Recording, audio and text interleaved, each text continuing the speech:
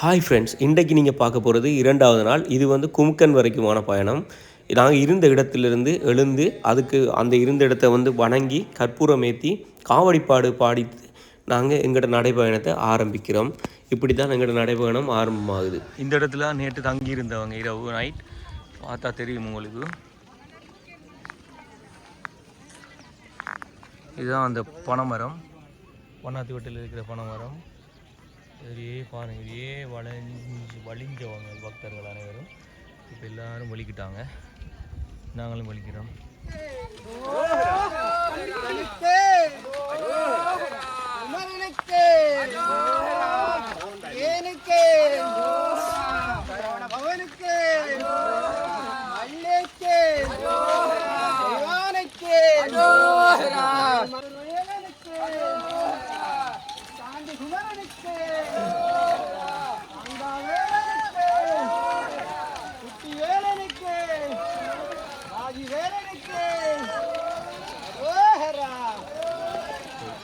காலை 6 மணிக்கு ஆரம்பமான நடைபயணமானது இப்பொழுது நான் நினைக்கிறேன் 1 மணித்தியாலம் முடிந்து விட்டது.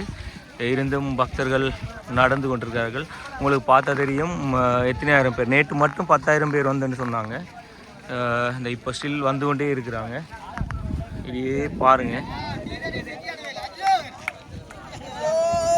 மக்கள் கூட்டம், பக்தர்கள் கூட்டம் வந்தனை காண்பதற்காக சென்று கொண்டிருக்கிறார்கள். வருகை தந்த சாமிவார் இப்பொழுதாக எங்களுக்கு வந்து கொண்டிருக்கிறார்கள். வணக்கம். இப்போதான் இருக்க போறீங்களா? இப்போதான் இருக்க போறீங்களா? ஓகே. காலை ஆகாரம் கடலை உண்டு விட்டு மீண்டும் உங்களை நடைப்பயணத்தை ஆரம்பிக்க போறீங்க. எல்லாரும் சாப்பிடும். காலை ஆகாரம் கடலை. இப்படி தான் என்னென்னு சொன்னால் நாங்கள் இப்படி தான் அவிச்சு பேக்கில் கட்டி ஒரு ஆளுக்கும் கொடுத்துருவோம். அவங்க இருக்கிற இடத்துல வந்து அவங்களோட சாப்பாடை, காலை சாப்பாடை முடிச்சு கொள்ளுவாங்க.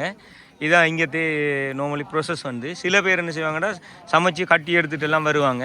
அது வந்து கொஞ்சம் கஷ்டமன்றபடியாக நாங்கள் வந்து கடலையை சாப்பிடுத்து எல்லோரும் இப்போ கடலை சாப்பிட்றாங்க. வணக்கம். எப்போ வந்து நீங்கள்? நேற்று காலையில் வந்தீங்க. அப்போ இன்றைக்கு காட்டுக்குள்ளே இப்போ நேற்றே இறங்கிட்டீங்க காட்டுக்குள்ள. அதுதான் எப்போ போய் சேர்ற ஐடியா? வியாழக்கிழமை. ஓகே. அப்புறம் என்னெல்லாம் சாப்பிட்டீங்க இப்போ? காலை சாப்பாடு?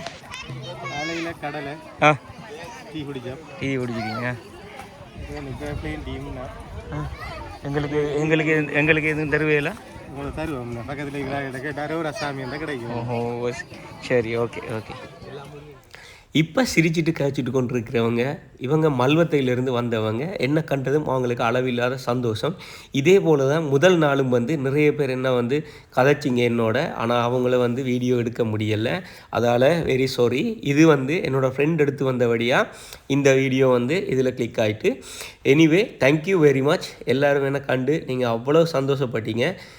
அதோடு வந்து எனக்கு தேநீர் தரல அப்படின்ற ஒரு மன வருத்தம் அவங்களுக்கு இருந்தது. நான் கொஞ்சம் பிந்தினதால் என்னோடய நண்பர்களுக்கு அவங்க கொடுத்துட்டாங்க. அது பரவாயில்லை. அடுத்த முறை வரும்போது கட்டாயமாக வந்து எல்லாரையும் மீட் பண்ணலாம். Don't worry. நான் இப்போ நிற்கிற இடம் தான் பார்த்தீங்கன்னு சொன்னால் குமண தேசிய பறவைகள் சரணாலயத்தில் நிற்கிறேன்.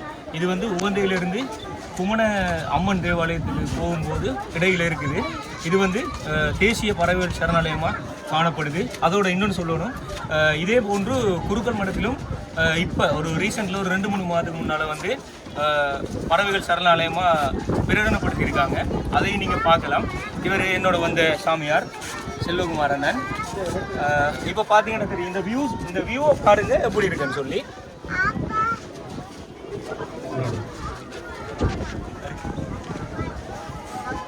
இதில் வந்து நிறைய வெளிநாட்டு பறவைகள் இருக்கிறதா சொல்கிறாங்க எல்லாருமே. எங்கே இருக்குது? மரத்தால் செய்யப்பட்டிருக்கு. வா, சூப்பர். அதையும் ஷூட் பண்ணு. இந்த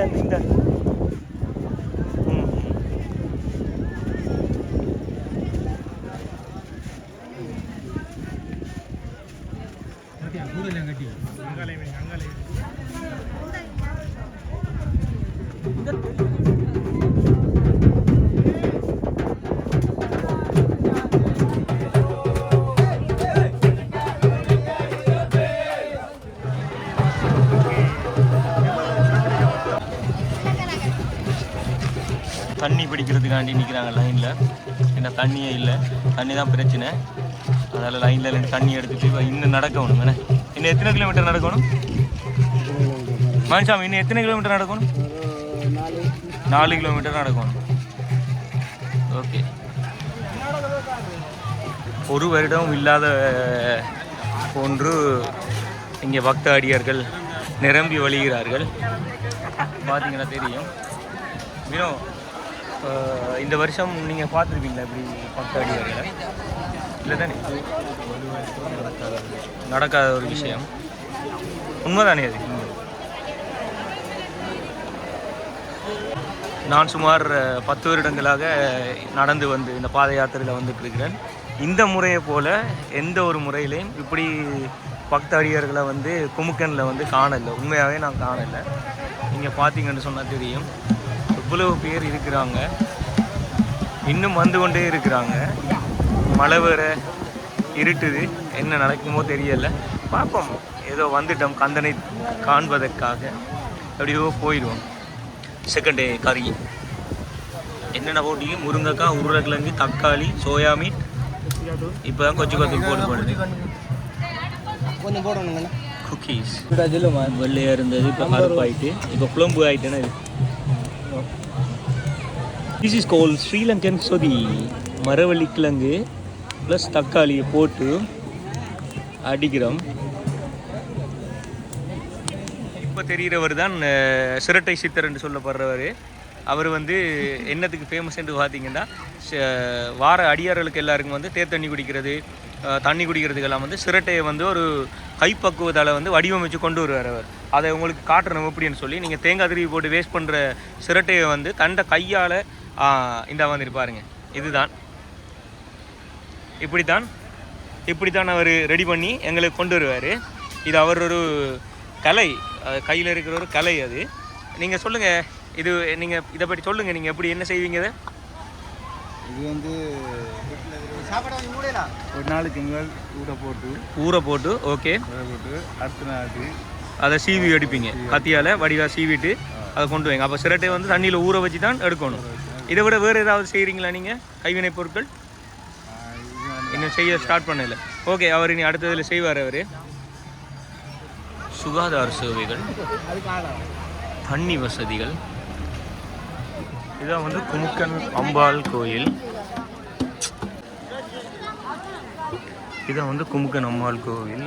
இது ஒரு விசேஷமான கோவில். கட்டியிருக்காங்க. இந்த எப்போ கட்டியிருக்காங்க? அப்போ நான் வரக்குள்ள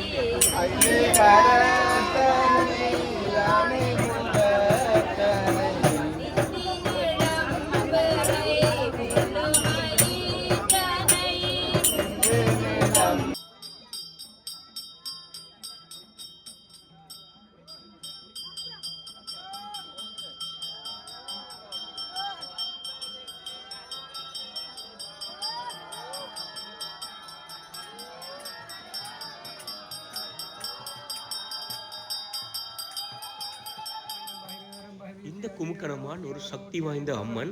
இந்த தேவாலயத்தை வணங்கிட்டு நாங்களும் எங்களுடைய நடையை வந்து ஸ்டார்ட் பண்ணுறோம். 3வது நாளைக்கு நீங்கள் தொடர்ச்சியாக இருக்கும் வரை உங்களிடமிருந்து விளைவிடுவது உங்கள் இளங்கோ.